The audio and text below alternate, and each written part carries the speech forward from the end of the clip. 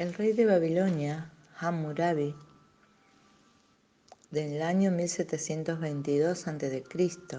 pensó que el conjunto de leyes de su territorio tenía que escribirse para complacer a sus dioses. A diferencia de muchos reyes anteriores y contemporáneos, no se consideraba emparentado con ninguna deidad, aunque él mismo se llama el favorito de las diosas. El primer ejemplo del concepto jurídico de que algunas leyes son tan fundamentales que ni un rey tiene la capacidad de cambiarlas. Las leyes escritas en piedra eran inmutables. Este concepto pervive en la mayoría de los sistemas jurídicos modernos. Estas leyes, al igual que sucede con casi todos los códigos en la antigüedad, son consideradas de origen divino, como representa una imagen tallada que se encontró en 1921 en lo alto de la estela donde el dios Shamash, el dios de la justicia, entrega las leyes al rey Hammurabi. El código de Hammurabi se presenta como una gran estela de basalto de 2,25 metros de alto, en donde hay un relieve que representa al rey que está de pie delante del dios del sol de la Mesopotamia, Shamash, principal de la ciudad sumeria de Larsa. Debajo aparecen escritos en caracteres cuneiformes acadios leyes que rigen la vida cotidiana. Cuando Anum, el altísimo rey de los Anunnakis, y el divino Enlil, señor de cielos y tierra, que prescribe los destinos del país, otorgaron al divino Marduk, primogénito del dios Ea, la categoría de Enlil, soberano de todo el pueblo, y lo magnificaron entre los Ishishus cuando impusieron a Babilonia su sublime nombre y la hicieron la más poderosa de los 4 cuadrantes. En su seno aseguraron a Marduk un reino eterno de cimientos tan sólidos como los del cielo y la tierra. En aquellos días, Anum y el divino Enlil, también en mí, según decía Hammurabi, príncipe devoto y respetuoso de los dioses, para que mostrase la equidad del país, para que destruyese al malvado y al inicuo, para que el prepotente no oprimiese al débil, para que el divino apareciera sobre las cabezas negras e iluminara la tierra, para que promoviese el bienestar de la gente e impusiera en el nombre del rey. Eso es lo que está inscrito en la estela encontrada en Irak. Continúa diciendo esto: yo soy Hammurabi, el pastor elegido del divino Enlil, el acumulador de la abundancia y de la opulencia, el que ha llevado a buen fin cuanto concierne a Nippur Duranki, y es devoto cuidador del Ekur, el rey eficiente que ha restaurado Eridu en su lugar, purificado el ritual de Asbus, el huracán de los 4 cuadrantes, el engrandecedor del nombre de Babilonia, el agrado del corazón de Marduk, su señor, el que acude a diario a servir al Esagil, la semilla regia generada por el divino Sin, el enriquecedor de Ur, el humilde, el fervoroso, el que aportó la abundancia al Equiyungal, el rey prudente, obediente, al divino Shamash, el poderoso que ha consolidado los cimientos de Sipar, el que ha revestido de frondosidad la capilla superior de Aya, el que ha hecho evabar un templo excelso, semejante a la morada de los cielos, el guerrero compasivo, el renovador del Evabad para el divino Shamash, su aliado, el señor revitalizador de Uruk, el suministrador de aguas de la abundancia de su pueblo, el que ha levantado la cúspide del Eanna, el que ha acumulado abundancia para Anum y la divina Ishtar, el protector del país, el que ha reunido a las gentes dispersas de Lisin, el que ha colmado de abundancia el templo de Galmaj, el dragón de los reyes, el hermano predilecto del divino Sababa, el consolidador de los cimientos del Kish, el que ha rodeado con un aura resplandeciente el Emeter Usak, el celebrante fiel de los solemnes ritos de Utar, el administrador del templo Hussar-Galamna, la malla captora de enemigos, a quien Erra, su compañero, concedió el logro de sus deseos, el engrandecedor de Kutá, el que ha acrecentado inmensamente todo lo que Meslam, el búfalo fiero que cornea a los enemigos, el predilecto de Tutú, la alegría de Bosipa, el devoto que no abandona sus deberes para con Esida, el dios de los reyes, superior de los demás, el sabio Perpiscap, el ampliador de los cultivos, el que colmó los hilos para el divino Urash, el audaz, el Señor merecedor del cetro y la corona, el prudente y el perfecto, el captor de enemigos, el predilecto de Telitum, que cumple los oráculos de Sugal, que alegra el corazón de Etar, el príncipe puro, cuyas oraciones acepta el divino Adad, el que Cárcara aplaca el corazón del templo de Maj, el príncipe de los reyes, irresistible en la guerra,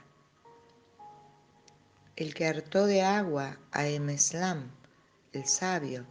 el buen ecónomo, magnificador del reino de los pueblos del Éufrates por orden divino, del dios Dagán, su creador, el que se apiadó de los habitantes de Marí y de Tutul, el príncipe piadoso que hizo brillar el rostro del divino Tispac, el que preparó banquetes santos al divino Ninazú, el salvador de su pueblo en la dificultad, el que consolidó sus cimientos en medio de Babilonia en paz, el pastor de la gente cuyas obras son del agrado de Istar, el que aseguró la presencia de Istar en el centro de Akkad, el proclamador de la ley inmutable, el caudillo de los pueblos, el restaurador de su virtud protectora a la ciudad de Asur,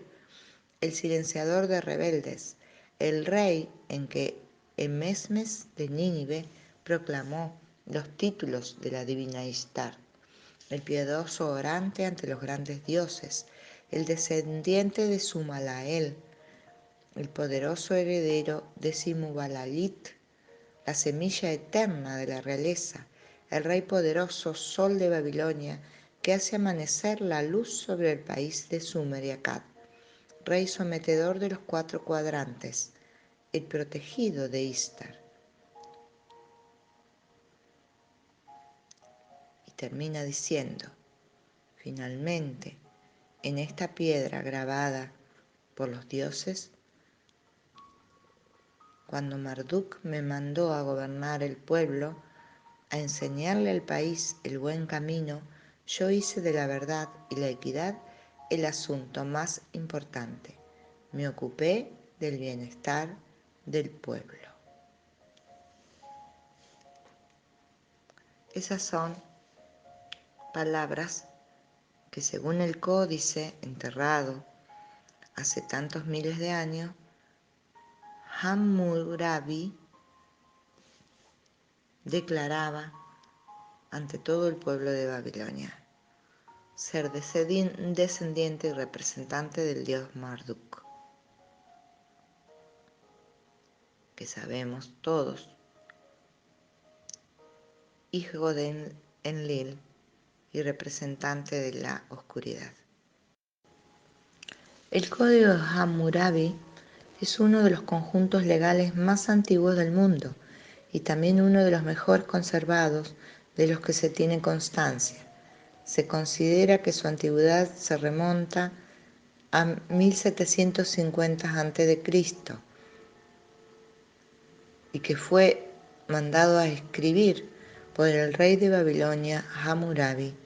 siendo el responsable de unificar todos los textos legales con los que contaba el imperio babilónico. El código estaba escrito en acadio, siendo la lengua que caracterizaba a estos pueblos,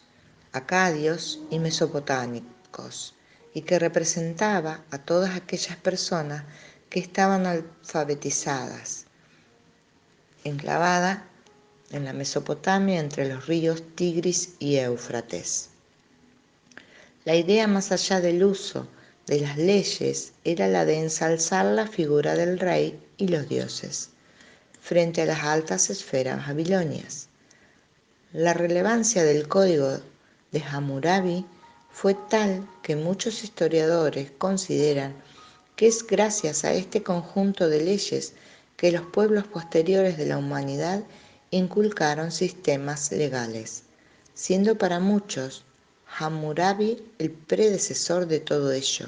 siendo un ejemplo las grandes semejanzas de los pueblos posteriores con las leyes fijadas en el código. Aún así, debemos tener en cuenta que pueden existir textos legales anteriores, pero que en la actualidad no existen, no se han encontrado y aún siguen siendo un misterio. Primero de todo, debemos entender que no estamos totalmente seguros de toda la historia que rodea este conjunto de leyes, por lo que en esta lección debemos hablar sobre los principales hechos históricos que conocemos en profundidad sobre el conjunto de normas que aquí representamos. El rey Hammurabi decía que las leyes habían sido recibidas por el dios Marduk para el buen funcionamiento de la sociedad de la región. Primero de todo, este rey comenta que las acusaciones deben ser totalmente probadas, ya que la existencia de una denuncia falsa puede acarrear un duro castigo al acusador, siendo esto un elemento clave en la historia del código. Con el paso de los años, el código se mantuvo como la base del sistema legal de Babilonia, siendo en el siglo XII a.C. y tras la conquista de la región por parte de los elamitas, que el código fue robado y trasladado a la región de Elam, momento en el que los babilonios dejaron de poder consultar el texto como fuente principal. La ocultación del texto se mantuvo durante años, hasta que el poderoso imperio persa, dirigido por Ciro el Grande, tomó las regiones de Babilonia y Elam y creó copias del documento para que todas las personas que habitaran la región pudieran ver las leyes del código de Hammurabi. Durante siglos no se conoce más información sobre el paradero del código y cómo fue su evolución en todos los años que siguieron, hasta principios del siglo XX, que una serie de exploradores egiptólogos encontraron la piedra donde estaban escritas las leyes. Se piensa que muchas de las leyes fueron borradas por los monarcas de Elam, siendo imposible conocer todo su profundo sistema legal desde este momento.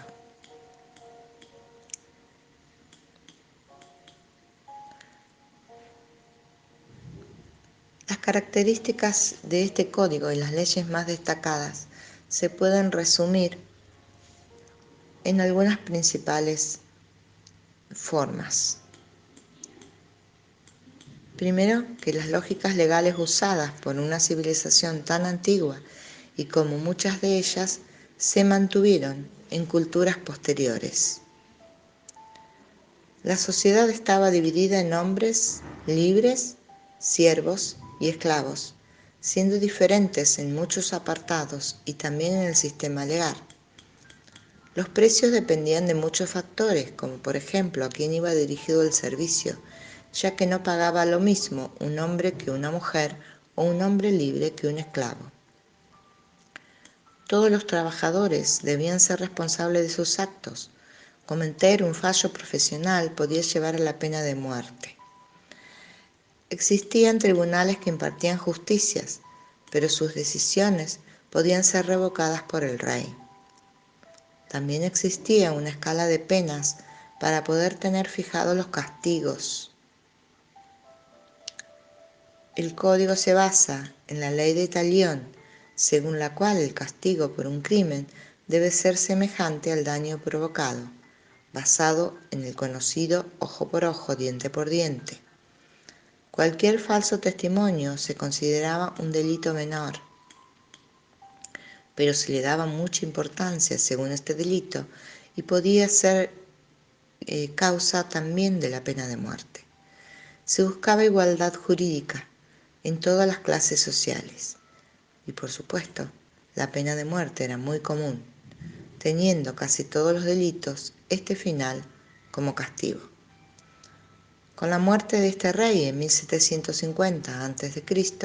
el imperio se desintegró en numerosas y pequeñas ciudades-estados gobernadas por soberanos más débiles. Luego, este código se instaló en el Museo del Louvre en París, donde se encuentra en la actualidad. Las leyes están enumeradas desde el 1 al 282, pero faltan los números 13, 66, 99, 110 y 111. Esto es un poco lo que vamos a pensar hoy. Están escritas en babilonio antiguo, específicamente acadio, en rasgos cuneiformes y fijan diversas reglas de la vida cotidiana, base legal que ha seguido durante siglos y le dio formato a las nuevas leyes jurídicas de la actualidad.